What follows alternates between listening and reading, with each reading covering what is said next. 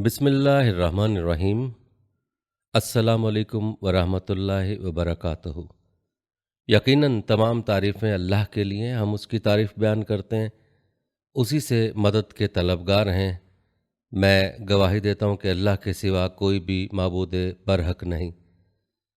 नाज़रीन, आज की इस वीडियो में हम आपको बताएंगे कि सामरी कौन थे, उसकी परवरिश किस तरह हज़रत जिब्राईल अलैहिस्सलाम ने की, सामरी ने ऐसा कौन सा जादू किया कि जिससे बनी इसराइल उसके गर्विदा हो गए, उसने किस तरह बनी इसराइल को अल्लाह पाक की इबादत से हटाकर गैरुल्लाह की परस्तश पर लगा दिया, सामरी की वजह से कैसे मिस्र में 70,000 लोगों को कत्ल किया गया। सामरी के साथ साथ बनी इसराइल के कुछ और जादूगरों के मुतल्लिक भी बताएंगे, सामरी के भयानक अंजाम के मुतल्लिक भी आपको बताएंगे। इसके अलावा आपको बताएंगे कि इस्लाम जादू के मुतल्लिक क्या कहता है। वीडियो नहायत दिलचस्प और मालूमाती होने वाली है, आपने वीडियो को स्किप किए बगैर आखिर तक हमारे साथ रहना है। तो चलिए वीडियो का बाकायदा आगाज़ करते हैं। नन सामरी बनी इसराइल के अमायदीन में से था, उसका ताल्लुक़ कबीला सामरा से था। ये मूसा अलैहिस्सलाम की कौम का जादूगर जिसने कौम को बछड़े की पूजा करने पर लगा दिया था। उसने खुदा की दुश्मनी इख्तियार की और मुनाफ़िकत के रास्तों पर गामजन हो गया। कुरान में उसका नाम सूरह ताहा की आयत नंबर 85 और 87 और 95 में 3 बार इस्तेमाल हुआ। नाज़रीन, यहाँ आपको सामरी की पैदाइश के मुतालिक बताते चले, ये 1520 कबल मसीह की बात है। मिस्र पर फ़िरौन बादशाह मनफ्ता सानी की हुकूमत थी। बाज़ ने उसका नाम मनफ्ता भी लिखा है और वो वालिद रामसेस के बुढ़ापे की वजह से अमलन हुक्मरान बना हुआ था। खुदाई का दावेदार ये बादशाह बड़ा जालिम और जाबिर था। उसने बनी इसराइल को अपना ग़ुलाम बना रखा था, हालांकि वो हज़रत यूसुफ के ज़माने से वहाँ रिहाइश पजीर थे। हज़रत यूसुफ अलैहिस्सलाम ने अपने वालिद हज़रत याकूब अलैहिस्सलाम और अपने भाइयों के लिए एक कतः ज़मीन उस वक्त के फ़िरौन बादशाह रेयान बिन वलीद से हासिल किया था। हज़रत याकूब अलैहिस्सलाम की यही नस्ल बनी इसराइल कहलाई जो मिस्र में खूब फली फूली। ये लोग हज़रत याकूब अलैहिस्सलाम के दीन के पैरोकार थे। चुनांचे उस वक्त अल्लाह के नज़दीक ये सबसे बेहतर जमात थी। उन्होंने फ़िरौन को सजदा करने और उसे अपना रब मानने से इनकार कर दिया था। इसी वजह से बादशाह और उसके हवारी उन पर जुल्म सितम के पहाड़ ढाते और उनसे घटिया काम करवाते। याद रहे, फ़िरौन किसी ख़ास शख्स का नाम नहीं बल्कि मिस्र के बादशाहों का लक़ब था। तारीख़ी हक़ाइक़ के मुताबिक 31 फ़राना ख़ानदानों ने मिस्र पर यके बाद दीगरे हुकूमत की। सबसे आखिरी ख़ानदान ने 332 कबल मसीह में सिकंदर आज़म के हाथों शिकस्त खाई। हज़रत इब्ने अब्बास रज़ी तआला अन्हु और हज़रत इब्ने मसूद रज़ी तआला अन्हु से मरवी है कि फ़िरौन ने ख्वाब देखा था कि गोया एक आग बैतुल मुक़द्दस की तरफ से चली आ रही है। उसने मिस्र के घरों और तमाम किब्तियों यानी बनी इसराइल के मुखालिफ फ़िरौनियों के घरों को जला डाला, लेकिन बनी इसराइल को आँच तक न आई। फ़िरौन ने बेदार होने के बाद अपने मुल्क के तमाम काहिनों, नजूमियों, जादूगरों और दीगर माहिरीन को जमा किया और सबसे इस ख्वाब की ताबीर मालूम की, जिस पर उन्होंने जवाब दिया कि बनी इसराइल में एक बच्चा पैदा होगा और उसके हाथों अहले मिस्र की हलाकत होगी। नीज़ बनी इसराइल के यहाँ भी शुरू ही से ये बात मशहूर थी कि उन्हीं में एक बच्चा पैदा होगा जो बड़ा होकर फ़िरौन का तख्ता उल्टेगा और बनी इसराइल के पास मिस्र की बाग डोड़ आएगी। शाही नजूमी की पेशगोई ने तख्त शाही पर बरजमान फ़िरौन की बदसूरत चेहरे को मज़ीद भयानक कर दिया था। दरबारी और मसाहिब हाथ बांधे सर झुकाए बादशाह के किसी खौफनाक हुक्म के मुंतज़िर थे कि अचानक पुरहैबत दरबार के वहशतज़दा माहौल में फ़िरौन की गज़बनाक आवाज़ गूंजी, बनी इसराइल के तमाम नौज़ायदा और पैदा होने वाले लड़कों को ज़िबा कर दिया जाए, कोई लड़का ज़िंदा बाकी न बचे। हुक्म शाह की फौरी तामील के लिए दरबारियों की दौड़ें लग गईं। इसराइली बस्तियों के गली कूचों में कुछ फ़िरौन सिपाही घर घर तलाशी के दौरान मासूम बच्चों को ज़िबा करने में मसरूफ़ हो गए। फ़िरौन के हवारी और उसके सिपा ने हर मुमकिन कदम उठा लिया कि कोई नौमौलूद लड़का जिंदा न बच पाए, लेकिन अल्लाह के फैसले अटल होते हैं। देखते ही देखते बनी इसराइल के हज़ारों नौमौलूद बच्चे ज़िबा कर दिए गए। फिर एक वक्त वो आया कि जब किब्ती सरदारों ने फ़िरौन से कहा कि अगर बनी इसराइल के लड़कों का इसी तरह कत्लेआम होता रहा तो हमें आइंदा खिदमतगार मिलना मुश्किल हो जाएंगे और फिर हमारे ये कमतर, घटिया और गलीज़ काम कौन करेगा। इस पर फ़िरौन ने हुक्म जारी किया कि 1 साल छोड़कर बच्चे कत्ल किए जाएं। यही वो वक्त है जब बनी इसराइल की बस्ती में 2 बच्चे पैदा हुए। उनमें से एक की माँ ने अल्लाह के हुक्म पर अपने लख्त जिगर को टोकरी में लिटाकर दरिया की मौजों के हवाले कर दिया और यूं बच्चा फ़िरौन के महल के अंदर पहुंच गया। दूसरे बच्चे की मां ने फिरौन सिपाह के डर से बच्चे को पहाड़ के गार में बंद कर दिया। हुस्न इत्तफाक के दोनों बच्चों का नाम मूसा था। फिरौन के महल में पहुंचने वाला बच्चा मूसा बिन इमरान अलैहिस्सलाम थे, जिनकी परवरिश महल के आलीशान माहौल में फिरौन के हाथ हुई, जबकि दूसरे बच्चे का नाम मूसा बिन जफ़र था। पहाड़ों के बंद गार में उसकी परवरिश हज़रत जिब्राइल अमीन अलैहिस्सलाम ने की। अल्लाह के दुश्मन फिरौन की सरपरस्ती में पलने बढ़ने वाला बच्चा नबूवत के अजीम मनसब पर फायज हुआ, जबकि रूहुल अमीन हज़रत जिब्राइल के हाथों परवान चढ़ने वाला बच्चा बदी की अलामत बनकर तारीख़ में बुरे अल्फाज से याद किया जाने लगा।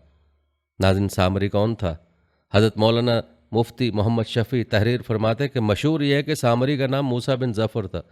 इब्न जरीर ने हज़रत इब्न अब्बास से रिवायत किया कि सामरी पैदा हुआ तो फ़िरौन की तरफ से तमाम इसराइली लड़कों के कत्ल के हुक्म पर अमल दरामद जारी था। उसकी वालिदा को खौफ हुआ कि फ़िरौनी सिपाही उसे भी कत्ल कर देंगे, लिहाजा बच्चे को अपने सामने कत्ल होता देखने की मुसीबत से ये बेहतर समझा कि उसे जंगल के गार में रखकर ऊपर से बंद कर दे। कभी कभी उसकी खबरगिरी करती। उधर अल्लाह ताला ने हज़रत जिब्राइल अमीन को उसकी हिफाजत और ग़िज़ा देने पर मामूर कर दिया। वो अपनी एक उंगली पर शहद, एक पर मक्खन, एक पर दूध लाते और उस बच्चे को चटा देते, यहाँ तक कि वो गार ही में पल कर बड़ा हो गया। और उसका अंजाम ये हुआ कि न सिर्फ खुद बल्कि बनी इसराइल को भी कुफ्र में मुब्तला कर दिया। फिर कहर इलाही में गिरफ्तार हुआ। बाज़ रिवायत के मुताबिक सामरी आले फ़िरौन का किप्ती था जो हज़रत मूसा अलैहिस्सलाम के पड़ोस में रहता था और उन पर ईमान ले आया था। जब मूसा अलैहिस्सलाम बनी इसराइल को लेकर मिस्र से निकले तो वो भी साथ हो लिया।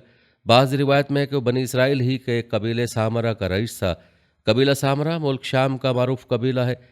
हज़रत सईद बिन जुबैर ने फरमाया कि सामरी फ़ारसी था और करमान का रहने वाला था। हज़रत इब्ने अब्बास रज़ियल्लाहु ताला ने फरमाया कि वो एक ऐसी कौम से ताल्लुक़ रखता था जो गाय की परस्तिश करने वाली थी। वो किसी तरह से मिस्र पहुंच गया था और बज़ाहिर दीन बनी इसराइल में दाखिल हो गया था, मगर उसके दिल में नफाक था। हाशिया करतबी में है कि सामरी हिंदुस्तान का हिंदू था जो गाय की इबादत करते हैं। वो मूसा अलैहिस्सलाम पर ईमान लाया, लेकिन बादज़ा कुफ्र की तरफ लौट गया, या पहले ही से उसने मुनाफिकाना तौर पर ईमान का इजहार किया। वल्लाहुल इल्म। नाज़िन, जब फ़िरौन बहर अहमर में गर्क हो चुका था, लेकिन हज़रत मूसा अलैहिस्सलाम की कौम के बहुत से लोगों को उसके गर्क होने का यकीन नहीं आता था। हज़रत मूसा अलैहिस्सलाम ने दुआ फरमाई और अल्लाह ताला के हुक्म से दरिया ने उसकी लाश को बाहर खुश्की पर फेंक दिया। सूरह यूनुस आयत नंबर 92 में इरशाद बारी ताला है, आज हम तेरी लाश को पानी से निकाल लेंगे ताकि तू उनके लिए निशान इबरत हो जो तेरे बाद हैं, और बहुत सारे लोग हमारी निशानियों से बेखबर हैं। हज़रत मूसा अलैहिस्सलाम कोह तूर पर। हज़रत मूसा अलैहिस्सलाम फ़िरौन के गर्क होने के बाद बनी इसराइल के साथ बहर अहमर पार करके वादी सीना की जानिब चले। अल्लाह ने बनी इसराइल की हिदायत और रहनुमाई के लिए हज़रत मूसा अलैहिस्सलाम को आसमानी किताब देने का फ़ैसला फरमाया और उन्हें 30 रातों के लिए कोह तूर पर बुला लिया, जिन्हें मज़ीद 10 रातों के इजाफे के साथ 40 रातें कर दिया। हज़रत मूसा अलैहिस्सलाम ने कोह तूर पर जाने से पहले अपने भाई हज़रत हारून अलैहिस्सलाम को अपना जानशीन मुकर्रर कर दिया था। वो भी अल्लाह के नबी थे। हज़रत हारून अलैहिस्सलाम बनी इसराइल को वाज़ो नसीहत फरमाते रहते थे।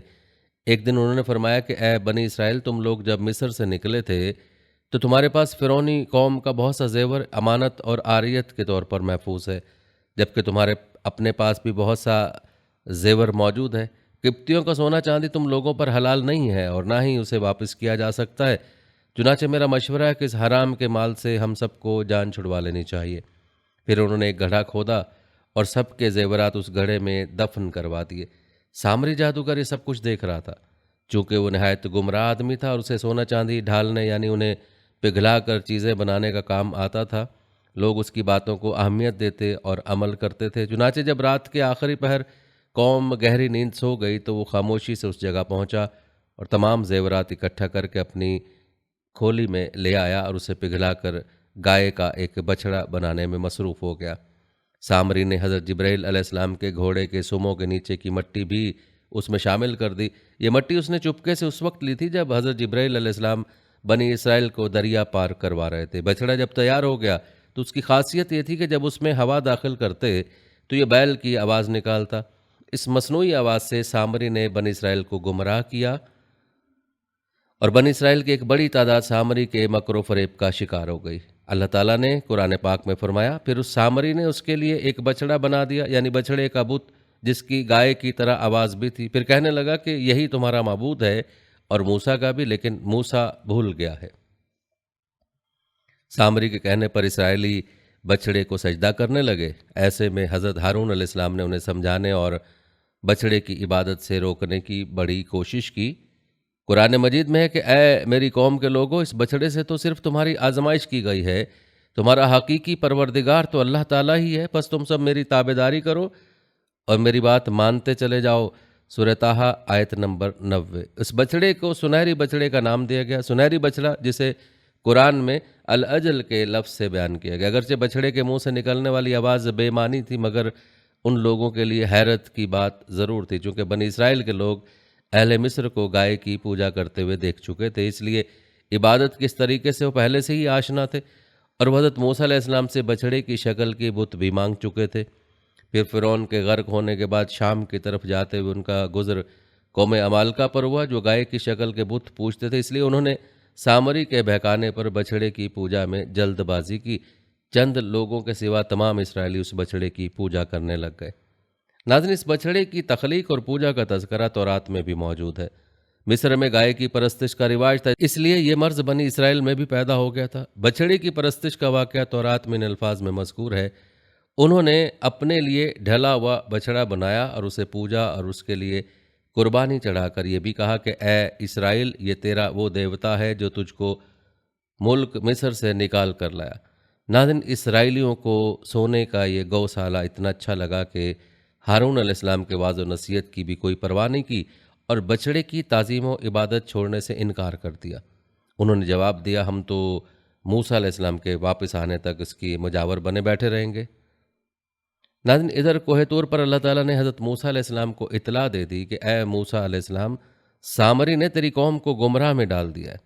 ارشاد باری تعالیٰ ہے جس کا ترجمہ اے موسیٰ، ہم نے تیری قوم کو تیرے پیچھے آزمائش میں ڈال دیا اور انہیں سامری نے بہکا دیا ہے۔ باری تعالیٰ نے جب موسیٰ علیہ السلام کو اطلاع دی تو وہ سخت غم و غصے میں آ گئے، کیونکہ ان کی قوم نے ان سے وعدہ کیا تھا کہ ان کی کوہ طور سے واپسی تک وہ اللہ کی اطاعت و عبادت کرتے رہیں گے، لیکن نہ تو انہوں نے حضرت موسیٰ علیہ السلام کی واپسی کا انتظار کیا اور نہ ہی حضرت ہارون علیہ السلام کی بات مانی۔ اس کے برعکس وہ سامری جادوگر کی ہدایت پر بچڑے کی پوجا کرتے رہے، یہاں تک کہ اللہ تبارک تعالیٰ نے حضرت موسیٰ علیہ السلام کو ان کی قوم کی بدعہدی اور گوسالہ پرستی سے آگاہ فرمایا۔ حضرت موسیٰ علیہ السلام جب تورات کی تختیاں لے کر کوہ طور سے واپس ہوئے تو دیکھا کہ قوم سامری کے بچڑے کی پرستش میں مصروف ہے۔ یہ دیکھ کر آپ کو سخت تکلیف پہنچی، فوراً تختیاں ایک طرف رکھیں اور اپنے بھائی کا سر پکڑ کر انہیں اپنی طرف گھسیٹنے لگے۔ حضرت ہارون علیہ السلام نے کہا، اے میرے ماں جائے، ان لوگوں نے مجھے بے حقیقت سمجھا اور قریب تھا کہ مجھے قتل کر ڈالتے، تو تم مجھ پر دشمنوں کو مت ہنساؤ۔ سورہ اعراف میں حضرت موسیٰ علیہ السلام نے اپنے بھائی سے فرمایا، اے ہارون، انہیں گمراہ ہوتا ہوا دیکھتے ہوئے تجھے کس چیز نے میرے پاس آنے سے روکے رکھا؟ کیا تو بھی نافرمان بن بیٹھا؟ سورہ طٰہٰ میں ہے۔ اس وقت حضرت موسیٰ علیہ السلام نے نہایت غصے کی حالت میں اپنے بھائی کی داڑھی اور سر پکڑ کر جھنجھوڑا اور پوچھا، جس پر حضرت ہارون علیہ السلام نے انہیں اتنا سخت رویہ اپنانے سے روکا۔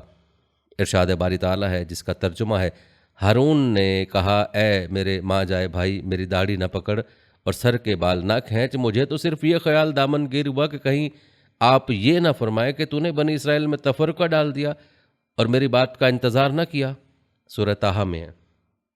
حضرت ہارون علیہ السلام نے کہا کہ میری قوم کسی بات کو نہیں مانتی تھی اور مجھے یہ خیال گزرا کہ اگر میں چلا گیا تو آپ علیہ السلام کہیں گے کہ آپ مجھے اپنا نائب بنا کر گئے تھے، تو میں قوم کو چھوڑ کر آپ کے پاس کیوں چلا آیا؟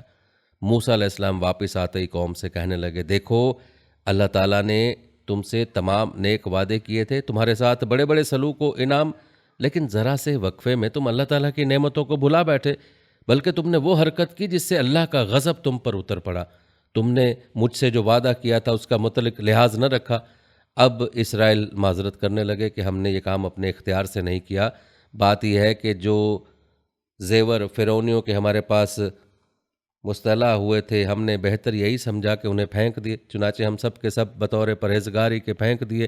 ایک روایت میں کہ خود ہارون علیہ السلام نے گڑھا کھود کر اس میں آگ جلا کر ان سے فرمایا کہ وہ سب زیور اس میں ڈال دیں۔ ابن عباس رضی اللہ تعالیٰ عنہ کو بیان ہے کہ ہارون علیہ السلام کا ارادہ یہ تھا کہ سب زیور ایک ہو جائیں اور پگھل کر ایک ڈلا بن جائیں، پھر جب موسیٰ علیہ السلام آ جائیں جیسا وہ فرمائیں ویسا کیا جائے۔ سامری نے اس میں وہ مٹی ڈال دی جو اس نے اللہ کے قاصد کے نشان سے لی تھی، اور ہارون علیہ السلام سے کہا آئیے اللہ تعالیٰ سے دعا کیجئے کہ وہ میری خواہش قبول فرما لے۔ آپ کو کیا خبر تھی؟ آپ نے دعا کی، اس نے خواہش یہ کی کہ اس کا ایک بچڑا بن جائے جس میں سے بچڑے کی سی آوازیں بھی نکلیں، چنانچہ وہ بن گیا اور بنی اسرائیل کے فتنے کا باعث ہو گیا۔ بنی اسرائیل بہکاوے میں آ کر اس کی پرستش شروع کر دی، اس کے سامنے سجدے میں گر پڑے اور دوسری آواز پر سجدے سے سر اٹھاتے۔ یہ گروہ دوسرے مسلمانوں کو بھی بہکانے لگا کہ دراصل اللہ یہی ہے، موسیٰ بھول کر کہیں اور اس کی جستجو میں چل دیے ہیں۔ وہ یہ کہنا بھول گئے کہ تمہارا رب یہی ہے۔ یہ لوگ مجاور بن کر اس کے ارد گرد بیٹھ گئے، ان کے دلوں میں اس کی محبت رچ گئی۔ آواز جو نکلتی تھی اس کی وجہ بھی صرف یہ تھی کہ پیچھے کے سوراخ میں سے ہوا گزر کر منہ کے راستے نکلتی تھی، اس کی آواز آتی تھی۔ اس بچڑے کا نام انہوں نے بہموت رکھ چھوڑا تھا۔ بھائی ہارون علیہ السلام سے باز پرس کے بعد اب باری تھی سامری کی، جو سر جھکائے قریب ہی کھڑا تھا۔ حضرت موسیٰ علیہ السلام سامری کی جانب متوجہ ہوئے اور سخت لہجے میں پوچھا، سامری تیرا کیا معاملہ ہے؟ تو نے قوم کو بت پرستی پر کیوں لگایا؟ اس نے جواب دیا، میں نے ایسی چیز دیکھی جو اوروں نے نہیں دیکھی، تو میں نے فرشتے کے نقش پا سے مٹی کی ایک مٹھی بھر لی، پھر اسے بچڑے کے قلب میں ڈال دیا۔ اس طرح میرے دل نے اس بات کو میرے لیے اچھا سمجھا۔ سورہ طٰہٰ میں حضرت جبریل امین کو دیکھنے کے تعلق سے ایک روایت ہے کہ جس وقت بنی اسرائیل دریا پار کر رہے تھے تو حضرت جبریل امین ان کی مدد کے لیے اپنے گھوڑے پر سوار وہاں موجود تھے۔ دوسری روایت یہ کہ دریا پار ہونے کے بعد حضرت موسیٰ علیہ السلام کوہ طور پر آنے کی دعوت دینے کے لیے حضرت جبریل امین گھوڑے پر سوار ہو کر تشریف لائے تھے۔ ایک روایت حضرت ابن عباس بیان فرماتے ہیں کہ سامری کی پرورش خود حضرت جبریل امین کے ذریعے ہوئی تھی، جس وقت اس کی ماں نے اسے غار میں بند کر دیا تھا۔ حضرت جبریل امین روزانہ اسے غذا دینے آتے تھے، وہ ان سے مانوس تھا اور انہیں پہچانتا تھا، جبکہ دوسرے لوگ نہیں پہچانتے تھے۔ سامری کے دل میں شیطان نے یہ بات ڈال دی کہ حضرت جبریل امین کے گھوڑے کے قدم جس جگہ پڑتے ہیں وہاں کی مٹی میں حیات و زندگی کے خاص اثرات ہوتے ہیں، یہ مٹی اٹھا لی جائے۔ چنانچہ سامری نے وہ مٹی اٹھا لی۔ یہاں اس بات کا بھی تذکرہ ملتا ہے کہ سامری نے حضرت ہارون علیہ السلام سے بھی دعا کروائی تھی کہ میں اپنے ہاتھ میں جو کچھ ہے وہ اس میں ڈالتا ہوں، شرط یہ ہے کہ آپ یہ دعا کر دیں کہ جو میں چاہتا ہوں وہ ہو جائے۔ حضرت ہارون علیہ السلام اس کے نفاق اور گوسالہ پرستی سے واقف نہ تھے، لہٰذا دعا کروا دی اور اس نے وہ نشان قدم کی خاک اس میں ڈال دی، تو حضرت ہارون علیہ السلام کی دعا سے اس میں حیات کے آثار پیدا ہو گئے۔ حضرت موسیٰ علیہ السلام نے سامری کے لیے جو سزا تجویز کی اسے قرآن کریم نے یوں بیان فرمایا، جس کا ترجمہ ہے، کہا اچھا جا، دنیا کی زندگی میں تیری سزا یہی ہے کہ تو کہتا رہے کہ مجھے نہ چھونا، اور ایک بھی وعدہ تیرے ساتھ ہے جو تجھ سے ہرگز نہ ٹلے گا، اور اب تو اپنے اس معبود کو بھی دیکھ لینا جس کا تو اعتکاف کیے ہوئے تھا، ہم اسے جلا کر ریزہ ریزہ کر کے دریا میں اڑا دیں گے۔ سورہ طٰہٰ میں۔ اور پھر ایسا ہی ہوا، وہ ایسی خطرناک بیماری میں مبتلا ہو گیا کہ ساری عمر یہی کہتا رہا کہ مجھ سے دور رہو، مجھے نہ چھونا، اس لیے کہ اسے چھوتے ہی چھونے والا اور سامری دونوں شدید بخار میں مبتلا ہو جاتے، اس لیے جب وہ کسی انسان کو دیکھتا تو فوراً چیخ اٹھتا، لا مساس۔ پھر وہ انسانوں کی بستی سے نکل کر جنگل میں چلا گیا، جہاں اس نے جانوروں کے ساتھ حیوانوں کی طرح زندگی گزاری اور یوں عبرت کا نمونہ بنا رہا۔ گویا دنیا میں لوگوں کو گمراہ کرنے کے لیے جو شخص جتنا زیادہ مکر و فریب، جھوٹ، فراڈ اختیار کرے گا، دنیا و آخرت میں اس کی سزا بھی اسی حساب سے شدید تر اور نہایت عبرت ناک ہوگی۔ بنی اسرائیل کی دوسری حماقت دیکھیے کہ چھوٹے سے گناہ سے بچنے کے لیے بڑا گناہ کر لیا۔ پھر موسیٰ علیہ السلام کے سمجھانے سے ہوش آیا اور نادم ہوئے اور اپنی گمراہی کا یقین کر کے توبہ استغفار کرنے لگے۔ موسیٰ علیہ السلام سے دریافت کیا کہ ہماری توبہ کیسے قبول ہوگی؟ حکم ہوا کہ آپس میں ایک دوسرے کو قتل کر دو۔ موسیٰ علیہ السلام نے انہیں حکم الہی سنایا اور جن جن لوگوں نے بچڑا پوجا تھا انہیں بٹھا دیا اور دوسرے لوگ کھڑے رہ گئے اور قتل کرنا شروع کیا۔ قدرتی طور پر اندھیرا چھایا ہوا تھا، جب اندھیرا ہٹا تو انہیں روک دیا گیا۔ شمار کرنے پر معلوم ہوا کہ 70,000 آدمی قتل ہو چکے ہیں اور ساری قوم کی توبہ قبول ہو گئی۔ یہ ایک سخت فرمان تھا جس کی ان لوگوں نے تعمیل کی اور اپنوں اور غیروں کو یکساں تہ و تہ کیا، یہاں تک کہ رحمت الہی نے انہیں بخشا اور موسیٰ علیہ السلام نے فرما دیا کہ اب بس کرو۔ مقتول کو شہید کا اجر دیا، قاتل کی اور باقی ماندہ تمام لوگوں کی توبہ قبول فرمائی اور انہیں جہاد کا ثواب بھی ملا۔ ناظرین یہاں آپ کو ایک اور اختلاف رائے کے متعلق بتاتے چلیں کہ کچھ کے نزدیک سامری نام ہے اور کچھ کے نزدیک یہ قومیت ہے۔ تفسیر ماجدی میں مولانا عبد الماجد دریابادی تحریر کرتے ہیں کہ بعض محققین کے نزدیک السامرہ بنی اسرائیل کے قبائل میں سے قبیلہ تھا اور سامری کا تعلق اس قبیلے سے تھا۔ مولانا ابوالکلام آزاد ترجمان القرآن میں لکھتے ہیں کہ قیاس یہ کہتا ہے کہ سامری سے مراد سمیری قوم کا ایک فرد ہے اور سمیری کا عرب میں قدیم نام سامری تھا۔ سمیری قبائل کا اصل وطن عراق تھا، مگر یہ لوگ دور دور تک پھیل گئے تھے۔ مصر سے ان کے تعلقات 1000 سال قبل مسیح سے تھے۔ معلوم یہ ہوتا ہے کہ اس قوم کا ایک فرد بنی اسرائیل میں مقیم تھا۔ خود قرآن نے بھی اسے السامری کے نام سے پکارا، جس سے صاف پتہ چلتا ہے کہ یہ نام نئی قومیت کی جانب اشارہ ہے، یعنی وہ شخص اسرائیلی نہیں بلکہ سامری تھا، لیکن بنی اسرائیل کے ساتھ مصر سے نکل آیا۔ ناظرین حضرت موسیٰ علیہ السلام کے دور میں سامری کے علاوہ اور جادوگروں کا بھی تذکرہ ملتا ہے، جس سے اندازہ لگایا جا سکتا ہے کہ بنی اسرائیل جادو میں مہارت رکھتے تھے۔ فرعون کے جادوگر بھی تاریخ میں بہت مشہور ہیں، جنہیں وہ حضرت موسیٰ کے مقابلے میں لے کر آیا۔ جب ان جادوگروں نے حضرت موسیٰ علیہ السلام کے معجزے کو دیکھا تو سجدے میں گر گئے اور ایمان لانے کا اعلان کر دیا۔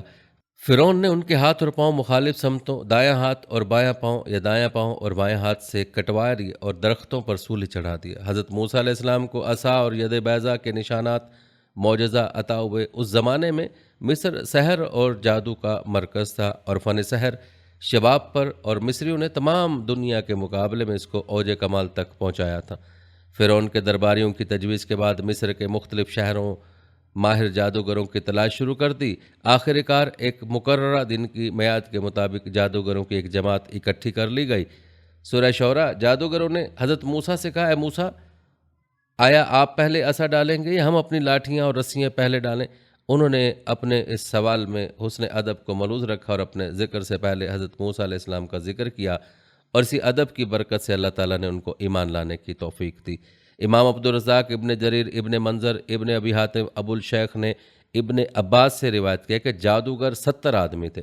صبح کو وہ جادوگر اور شام کو وہ شہداء تھے، اور دوسرے الفاظ میں دن کے پہلے حصے میں وہ جادوگر تھے اور دن کے آخری حصے میں وہ شہداء تھے جب ان کو قتل کر دیا گیا۔ بڑے بڑے جادوگروں کے نام یہ تھے: صابور، عزور، ہتھات، یسکا۔ جادوگروں کو اپنی قوت پر بڑا گھمنڈ تھا۔ وہ سب فی الحقیقت اپنے اس فن پر لاجواب استاد تھے، اس لیے انہوں نے آتے ہی موسیٰ علیہ السلام کو چیلنج دیا کہ لو ہوشیار ہو جاؤ، تمہیں اختیار ہے کہ میدان میں اپنے کرتب پہلے دکھاؤ، اور اگر کہو تو پہل ہم کر دیں۔ آپ نے فرمایا بہتر ہے کہ تمہارے حوصلے نکل جائیں اور لوگ تمہارا کمال فن دیکھ لیں اور پھر اللہ کی قدرت کو بھی دیکھ لیں اور حق و باطل میں دیکھ بھال کر فیصلہ کر سکیں۔ وہ تو یہ چاہتے ہی تھے۔ انہوں نے جھٹ سے اپنی رسیاں اور لکڑیاں نکال کر میدان میں ڈالنی شروع کر دیں۔ ادھر وہ میدان میں پڑتے ہی چلتی پھرتی اور بنی بنائے سانپ معلوم ہونے لگے۔ یہ صرف نظر بندی تھی، فی الواقع خارج میں ان کا وجود بدل نہیں گیا تھا، بلکہ اس طرح لوگوں کو دکھائی دیتی تھی کہ گویا زندہ ہیں۔ موسیٰ علیہ السلام اپنے دل میں خطرہ محسوس کرنے لگے۔ اللہ کی طرف سے وحی آئی کہ خوف نہ کر، تو ہی غالب رہے گا، اپنے دائیں ہاتھ کی لکڑی ڈال تو صحیح، ان کا کیا دھرا یہ سب ہڑپ کر جائے گی۔ یہ سب تو جادوگری کا کرشمہ ہے، بھلا جادو والے بھی کبھی کامیاب ہوئے؟ بڑی موٹی موٹی رسیاں اور لمبی لمبی لکڑیاں انہوں نے ڈالی تھیں جو سب چلتی پھرتی دوڑتی بھاگتی معلوم ہو رہی تھیں۔ یہ جادوگر 15,000 یا 30,000 سے اوپر تھے یا 70,000 کی تعداد میں تھے۔ ہر ایک اپنے ساتھ رسیاں اور لکڑیاں لایا تھا۔ صف بستہ کھڑے تھے اور لوگ چاروں طرف موجود تھے۔ ہر ایک ہمتن شوق بنا ہوا تھا۔ فرعون اپنے لاؤ لشکر اور درباریوں سمیت بڑے روب سے اپنے تخت پر بیٹھا ہوا تھا۔ ادھر وقت ہوا، ادھر سب کی نگاہوں نے دیکھا کہ ایک درویش صفت اللہ کا نبی علیہ السلام اپنے ساتھ اپنے بھائی کو لیے ہوئے لکڑی ٹکاتے ہوئے آ رہا ہے۔ یہ تھے جن کے مقابلے کی دھوم دھام تھی۔ آپ کے آتے ہی جادوگروں نے صرف یہ دریافت کر کے ابتدا کس کی طرف سے ہونی چاہیے، خود ابتدا کر دی، موسیٰ علیہ السلام کی، پھر فرعون کی، پھر تماشائیوں کی آنکھوں پر جادو کر کے سب کو ہیبت زدہ کر دیا۔ اب جو انہوں نے اپنی اپنی رسیاں اور لاٹھیاں پھینکیں تو ہزارہا کی تعداد میں پہاڑوں کے برابر سانپ نظر آنے لگے جو اوپر تلے ایک دوسرے سے لپٹ رہے ہیں، ادھر ادھر دوڑ رہے ہیں، میدان بھر گیا ہے۔ انہوں نے اپنے فن کا پورا مظاہرہ کر دیا۔ پھر حضرت موسیٰ علیہ السلام نے اپنا عصا پھینکا تو یکا یک وہ ان کے جھوٹے کرشموں کو ہڑپ کرتا چلا گیا۔ اس پر سارے جادوگر بے اختیار سجدے میں گر پڑے اور بول اٹھے کہ مان گئے ہم رب العالمین کو، موسیٰ اور ہارون علیہ السلام کے رب کو۔ ناظرین یہاں ایک ایسا واقعہ ہو گیا جس کا تصور بھی نہ کر سکتے تھے۔ انہوں نے اپنے فن تاریخ کی آخری صلاحیتیں صرف کی تھی، انہوں نے ساری عمر اس شوق دواجی میں گزاری تھی اور اسے پوری مہارت حاصل تھی۔ انہوں نے تمام کرتب پیش کیے تھے جو ایک جادوگر کر سکتا ہے، وہ تھے بھی بڑی تعداد میں اور ہر طرف گروہ در گروہ جمع ہو کر آئے تھے۔ موسیٰ علیہ السلام یک و تنہا تھے، ان کے پاس صرف اپنا عصا تھا، یہ عصا ان کی تمام مدرسی لاٹھیوں کو ہڑپ کر گیا۔ جادوگروں کو اچھی طرح معلوم تھا کہ کوئی عصا جادو کے ذریعے کوئی ایسا کسی چیز کو نگل نہیں سکتا۔ پھر حضرت موسیٰ علیہ السلام نے اپنا عصا پھینکا تو یک وہ ان کے جھوٹے کرشموں کو ہڑپ کرتا چلا جا رہا تھا۔ جادوگروں کو اچھی طرح معلوم ہو گیا کہ جادو کے ذریعے کوئی عصا کسی چیز کو نگل نہیں سکتا، اس میں تو صرف تخیل اور تنویم ہوتی ہے، لیکن عصا نے تو ادھر حقیقت تمام پھینکی ہوئی اشیاء کو کھا لیا، کسی چیز کا نام و نشان میدان میں نہیں تھا۔ اگر جادو ہوتا تو جادو کے اثر کے بعد تخیل کے عوام کے اختتام پر اشیاء کا موجود ہونا چاہیے تھا۔ انہوں نے جب دیکھا کہ میدان میں عملاً کچھ نہیں ہے، ان کو یقین ہو گیا کہ موسیٰ علیہ السلام تو ہرگز جادوگر نہیں ہیں، وہ پیغمبر برحق ہیں اور سچائی کو دنیا میں بہترین طور پر جاننے والے یہی جادوگر تھے۔ ناظرین جادو اور عملیات کے ذریعے اپنے اہداف اور کامیابیاں حاصل کرنے کے معاملے میں بنی اسرائیل کی قوم ہمیشہ سر فہرست رہی، بلکہ تاریخ میں سب سے زیادہ جادوگر کے ذریعے کام لینے اور اس کی شیطانی طاقتوں پر یقین رکھنے والی یہی قوم ہے۔ یہ قوم جب تک فلسطین میں رہی اس وقت یہ اس راہ سے ناواقف تھی۔ جب حضرت یوسف علیہ السلام مصر کے حکمران بنے تو انہوں نے اپنی قوم کو فلسطین سے مصر بلوا لیا۔ مصر میں رہتے ہوئے جہاں فرعونوں نے ان کو اپنی بلند و بالا عمارات اور اہراموں کی تعمیر میں ان سے بیگار کا کام لیا، ان کو انتہائی ذلیل زندگی گزارنے پر مجبور کیا، وہیں ان پر ظلم و ستم کے پہاڑ بھی توڑے گئے۔ وہاں رہنے کے دوران انہوں نے مصریوں سے دو بہت بڑی برائیاں بھی حاصل کر لیں۔ ایک تو ان میں خدائی کا دعویٰ کرنے والے فرعونوں کو دیکھ دیکھ کر انتہائی رعونت، تکبر اور غرور پیدا ہو گیا۔ دوسرا ان کو مصر کے اس زمانے کے انتہائی ماہر جادوگروں سے کالا علم اور جادو سیکھنے کا موقع بھی میسر آ گیا۔ تاریخ کے اس دور میں مصر اس فن میں پوری دنیا میں یکتا تھا۔ سامری جیسے جادوگر جن کا ذکر اور جادو کے کرتب قرآن پاک میں مذکور ہیں، وہ بھی اس وقت مصر میں پائے جاتے تھے۔ قرآن پاک کیونکہ رشد و ہدایت کی کتاب ہے، قصوں کہانیوں کی نہیں، اس لیے اس میں تاریخ کے واقعات کا سرسری سا ذکر صرف عبرت کے لیے ملتا ہے۔ یہاں یہ بات بھی واضح کر دوں کہ بنی اسرائیل کا سب سے خطرناک جادوگر سامری تھا۔ ناظرین اب آپ کو بتاتے ہیں کہ اسلام جادو کے متعلق کیا کہتا ہے۔ اسلام میں جادو دین میں ہلاکت لانے والے کئی امور کا جامع بتایا گیا، مثلاً جنوں اور شیطانوں سے مدد طلب کرنا، غیر اللہ سے دل کا ڈرنا، اللہ پر توکل کو چھوڑ بیٹھنا اور لوگوں کے مفادات و ذرائع معاش کو تباہ کرنے کے در پہ ہونا وغیرہ۔ جادو معاشرے کی جڑیں کاٹنے اور اس کی بنیادیں گرانے والا آلہ ہے اور یہ خاندانوں میں جھگڑے و فسادات پیدا کرنے کا سبب بھی ہے۔ نبی اکرم صلی اللہ علیہ وسلم نے ارشاد فرمایا، 7 مہلک چیزوں سے اجتناب کرو۔ صحابہ کرام نے پوچھا، اے اللہ کے رسول صلی اللہ علیہ وآلہ وسلم وہ کون سی ہیں؟ نبی اکرم صلی اللہ علیہ وآلہ وسلم نے ارشاد فرمایا، 1 اللہ تعالیٰ کے ساتھ شرک کرنا، 2 جادو، نمبر 3 اس شخص کو قتل کرنا جس کی جان کو ناحق مارنا اللہ نے حرام کر رکھا ہے، اور نمبر 4 سود خوری کرنا، اور نمبر 5 یتیم کا مال کھا جانا، اور نمبر 6 جنگ کے دن میدان سے پیٹھ پھیر کر بھاگ نکلنا، اور نمبر 7 بھولی بھالی پاک دامن و بے قصور عورتوں پر تہمت و بہتان لگانا۔ ناظرین جادو کے لیے عربی زبان میں سحر کی اصطلاح استعمال کی جاتی ہے۔ قرآن و سنت میں سحر جادو ایسے امر کو کہا جاتا ہے جس میں شیاطین کو خوش کر کے ان کی مدد حاصل کی گئی ہو۔ پھر شیاطین کو راضی کرنے کی مختلف صورتیں ہیں، کبھی ایسے منتر اختیار کیے جاتے ہیں جن میں کفر و شرک کے کلمات ہوں اور شیاطین کی مدح سرائی کی گئی ہو جس سے شیطان خوش ہوتا ہے۔ رسول اللہ صلی اللہ علیہ وسلم پر یہودیوں کا سحر کرنا، اس کی وجہ سے آپ صلی اللہ علیہ وسلم پر بعض آثار کا ظاہر ہونا اور بذریعہ وہی اس جادو کا پتہ لگنا اور اس کا ازالہ کرنا احادیث صحیحہ سے ثابت ہے۔ صحیح بخاری میں ایک حدیث ہے جو دوسری حدیث کی کتابوں میں درج ہے کہ ایک موقع پر نبی اکرم صلی اللہ علیہ وسلم بھی جادو کے اثر میں رہے۔ حضرت زید بن ارقم سے روایت ہے کہ یہودی نے نبی اکرم صلی اللہ علیہ وسلم پر جادو کیا۔ جب آپ صلی اللہ علیہ وسلم نے اس کے اثرات کو اپنے اوپر محسوس کیا تو جبریل علیہ السلام تشریف لائے اور سورہ الفلق، سورہ الناس جن کو معوذتین کہتے ہیں، وحی کی گئیں۔ پھر جبریل علیہ السلام نے آپ صلی اللہ علیہ وسلم سے کہا یقیناً ایک یہودی نے آپ صلی اللہ علیہ وسلم پر جادو کیا ہے اور اس کا طلسم فلاں کنویں میں رکھا ہے۔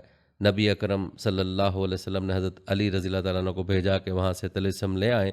جب اسے لے کر واپس آئے تو آپ صلی اللہ علیہ وسلم نے حضرت علی رضی اللہ تعالیٰ عنہ سے فرمایا کہ اس کی گرہوں کو ایک ایک کر کے کھولیں اور ہر گرہ کے ساتھ ان صورتوں میں سے ایک ایک آیت پڑھیں۔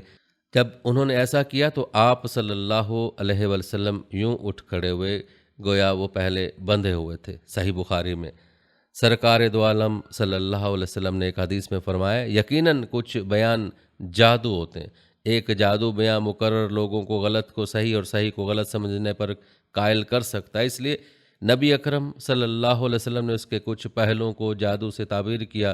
روزہ رکھنے کے لیے طلوع آفتاب سے پہلے جو کھانا کھایا جاتا ہے اسے سحور، جس کا مادہ سحر کہتے ہیں، وہ اس لیے کہ اس کھانے کے وقت رات کے آخری حصے یعنی اندھیرے میں ہوتا ہے۔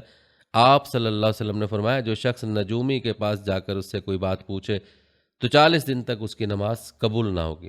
صحیح مسلم میں ایک حدیث میں رسول اللہ صلی اللہ علیہ وسلم نے فرمایا کہ شیطان اپنے ایجنٹوں کے بڑے بڑے کارناموں پر خوش نہیں ہوتا، لیکن اس بات پر بہت خوش ہوتا ہے کہ اس کا کوئی پیروکار میاں بیوی کے درمیان تفریق کروا دے۔ حضرت ابو ہریرہ رضی اللہ عنہ سے روایت ہے رسول اللہ صلی اللہ علیہ وسلم نے فرمایا جو کسی کاہن کے پاس آیا اور اس کی بات کی تصدیق کی تو اس نے اس چیز کا انکار کیا جو محمد صلی اللہ علیہ وآلہ وسلم پر نازل ہوئی۔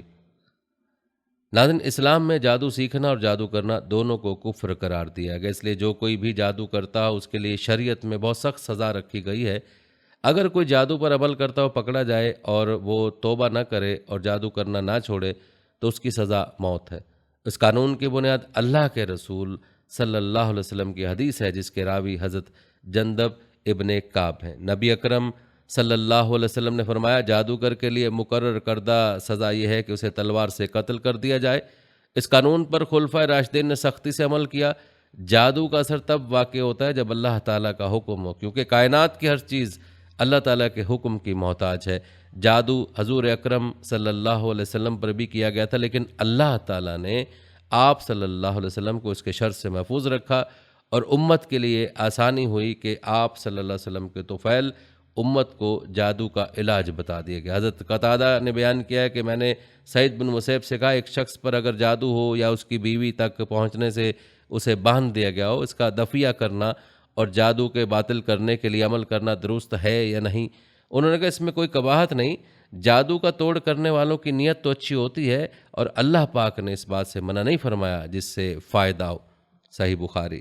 ناظرین، انسان جادو کی وجہ سے بڑے بڑے خطرات سے دوچار ہو سکتا ہے، اس لیے کسی بھی دن معوذات اور مسنون دعاؤں سے سستی اور کاہلی نہ برتی جائے، حتیٰ کہ بعض اوقات انسان کو جادو کے ذریعے قتل تک کر دیا جاتا ہے۔ کالے جادو کرنے والے ایسے بھی ہوتے ہیں جو جیتے جاگتے انسان کو موت کی نیند سلا دیتے ہیں۔ یہ بات یقینی ہے کہ موت کا ایک وقت مقرر ہے اور اسی وقت مقررہ پر ہی آئے گی، لیکن جس طرح ظاہری طور پر انسان کا قتل ہو جانا سبب کا درجہ رکھتا ہے، اسی طرح جادو کے ذریعے بھی سبب کے درجے میں قتل کیا جا سکتا ہے۔ اللہ پاک ہم سب کو اس فتنے سے اور اس کے اثرات سے بچائے، آمین۔ ناظرین، یہ تھی ہماری آج کی ویڈیو۔ ہم امید کرتے ہیں کہ آپ کو ہماری آج کی یہ ویڈیو ضرور پسند آئی ہوگی۔